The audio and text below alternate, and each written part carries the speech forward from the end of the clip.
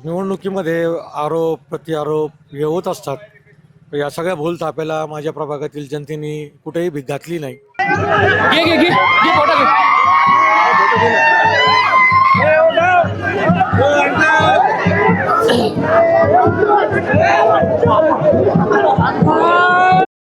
लोकांनी माझ्यावर विश्वास ठेवून, माझ्या कामावर विश्वास ठेवून, माझ्या प्रभागातील लोकांनी, मतदारांनी माझ्यावर विश्वास ठेवून मला आज निवडून दिले. त्याचा खूप आनंद होतोय मला खूप.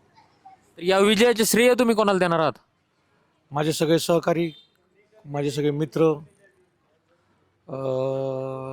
माननीय आमचे पक्षाचे प्रताप काका ढाकणे, तालुका अध्यक्ष हरीशजी भारदे, एजाज मामा काजी, तसेच माझे सगळे सहकारी प्रभागातील, आणि मला ज्यांनी ज्यांनी या प्रभागामध्ये मतरूपे आशीर्वाद दिला, या सगळ्यांना मी याचं श्रेय देतो.